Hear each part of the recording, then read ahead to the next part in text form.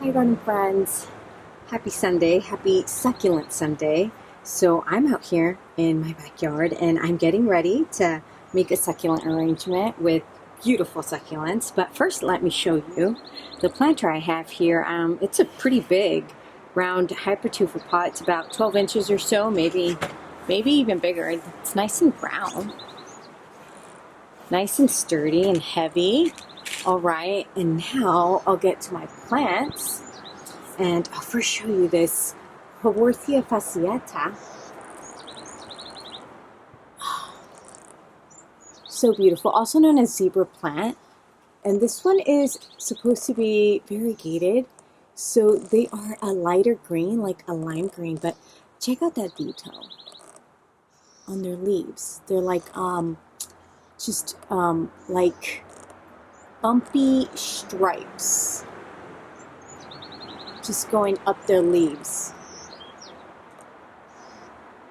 But a very beautiful plant. This one is nicely stressed on the little tips here. Very beautiful. Zebra plant. I have Senecio Rowleyanus, and I think I'm pronouncing it right, but I like to call it string of pearls. Cute little 4-inch pot. I have two Kalanchoe chocolate soldiers. I love working with this type of Kalanchoe. They're nice and fuzzy. They're just super beautiful plants. They add texture to your arrangements. And the color, oh, so wintry, right? Pachyveria, little jewel.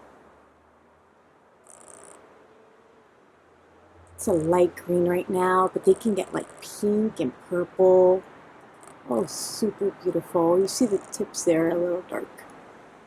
But yeah, it didn't have much color other than that beautiful light green. Pachyveria, little jewel. They propagate easily by leaf. I have Crassula.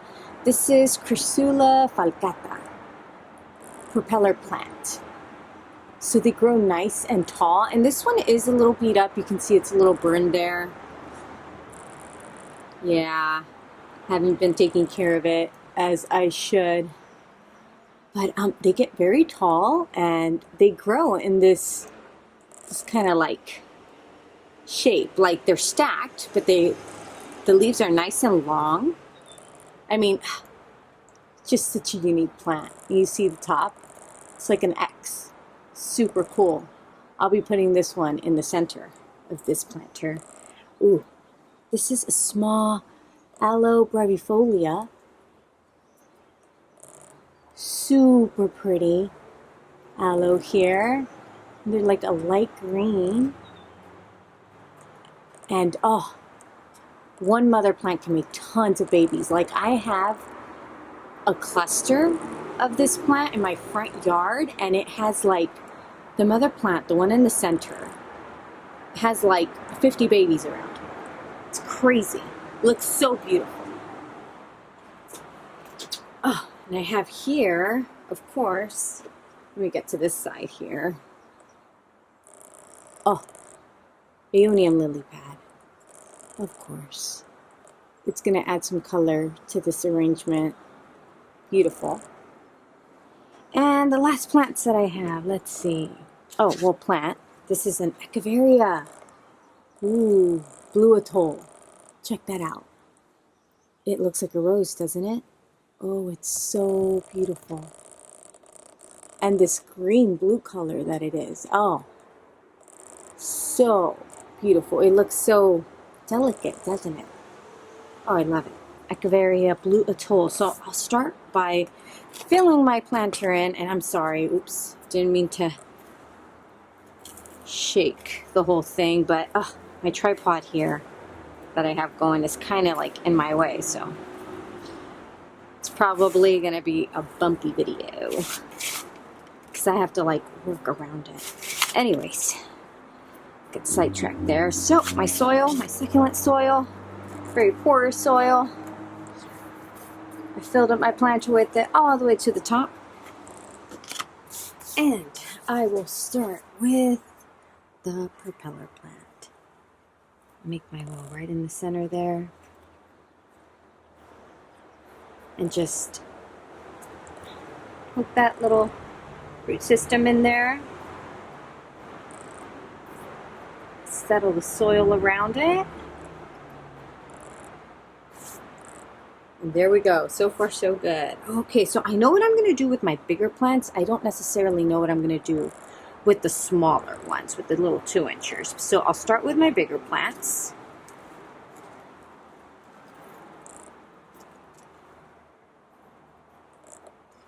And that is the zebra plant there that I just tucked in. Right on to the left side of that propeller plant. I'm going to make sure that all of those roots are nicely buried under the soil. Okay. I know that I want the Senecio kind of hanging over the rim here, since it is a trailing succulent, and I just took it out of its little nursery pot there, and I'm going to just gently shake off, rub off a little bit of that soil. And from the top, I like to kind of keep it intact. I'm just going to mess with the bottom here. I'm going to make my well, these shallow roots there. So I'm going to make it nice and wide.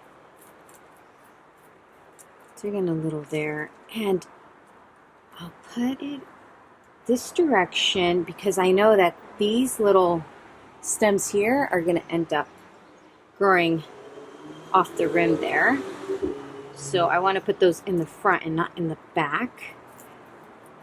Bury my little cluster there all the way around. I'm going to use some of its soil and just tuck some more in there. Doesn't look like much now, but just give it a few months and it's going to look great. That's the thing with, you know, creating succulent arrangements. It's just as fun watching them grow, get bigger, fill into their planters. Sometimes they don't look like that in the beginning. You've got to be patient, right? Okay, now, oh man, I got my chocolate soldier here, super dirty. And because they're fuzzy, it's so hard to get the soil off of them. But hey. So I'm going to clean it up a bit here.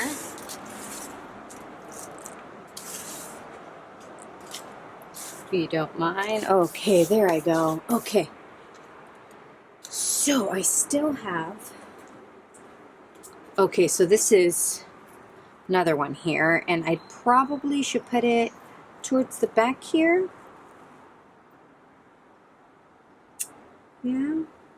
Or right here. No. Maybe right here. On this side. Alright, I'll go for that. And I will just tuck in gently. Gently tuck in.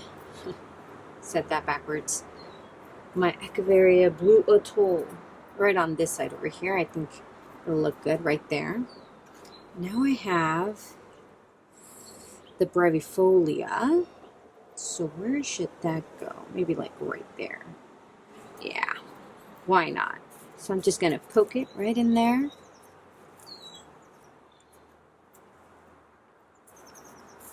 With the longer leaves pointing towards the rim there. Oh, that looks nice. I like all the colors, the blues and the greens. There's not a lot of like pastel going on in here. But the greens, you know, they're all different. It's just so cool. Just different variations of greens. So beautiful. Alright, so I'm just trying to be as gentle as I can, but as I say that, of course I break a leaf. I'm using a blush brush. It's a makeup brush to put your blush on, and that's what I use to get the dirt off my succulents, and it works like a charm. Okay, that's better. So where should I put there. I think I should put it right here, this little jewel. Tuck it in there. Beautiful. And now to balance off these 2 inchers. So I have 2 lily pads, 2 chocolate soldiers. So I'll definitely put a lily pad right there. I think it'll look good right beside the zebra plant since it has that lighter green as well, just like the lily pad does. So I'll make my well right over here, and I'll tuck in that lily pad from all sides here, all the way around. Perfect. Right there. All right. Moving my propeller plant a little towards the center there. Okay. It's going off to the right. I will put a chocolate soldier right on this little hole here, right by the blue atoll and the Senecio. Tuck that in. I'm actually going to grab a little more soil.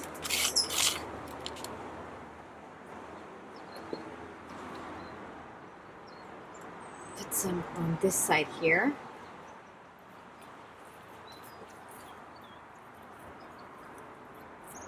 Perfect. Okay, nice. All right, and I'll put another one here. Well, let's see. Should I just put the Aeoniums together and then have another? Yeah, I'll just do that.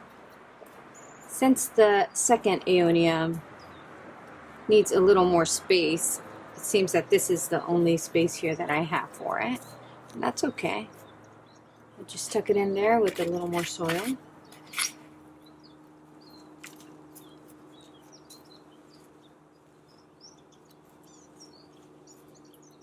Oh, it is such a beautiful day. Kind of chilly. I have a sweater on. It's a beautiful Sunday. Okay. And now for my last one, which is a Kalanchoe chocolate soldier. So I'll probably adjust that zebra plant so I can move that little jewel just slightly more to the left there. And I'll move my Senecio just so I can have enough space for that last plant there, that chocolate soldier. And I have that root there that I need to. All right. There we go. It's nice and settled in there. I had to press it in. Add a little bit more soil there right on top. Perfect. Okay. Not bad at all. It's really pretty, actually. Okay. So put that propeller plant, this Aeonium a little more to the right there so it can have enough space. Okay. That looks really nice. Just gonna brush off the rim now.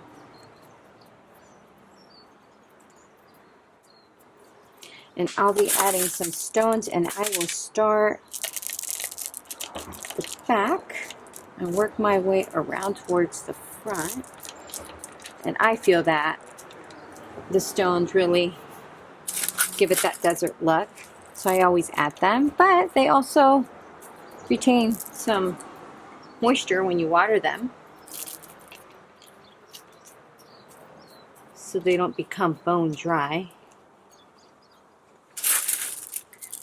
because the soil is super porous. It's just,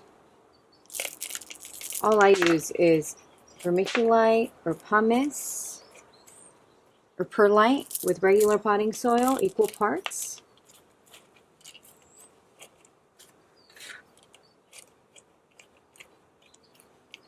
I'm trying to concentrate here.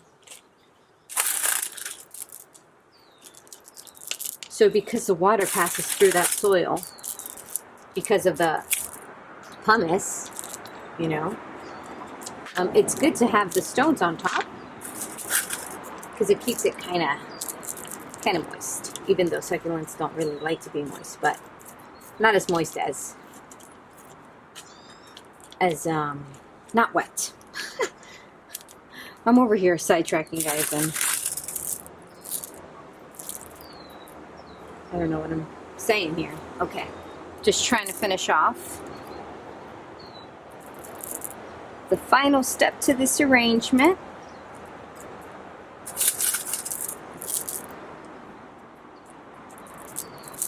And even in the center there, in the holes where I see the soil, I'll put in some stones. And I'll lift those little pearls there. I don't want to smash them with the stones.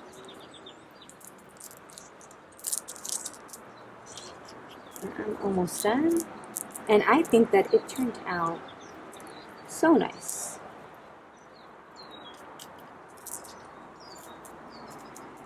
But going back to the soil, if you have any questions, just, you know, send me a question of, you know, if you have a question on soil, please send me a comment and I will answer. Just right now I can't focus on talking about soil for some reason. But the point of the stones is that they do retain some moisture for your planters. And it looks cool. Just a few more smaller rocks here in the hole here that I see. And I think it's ready to go. And it turned out so nice.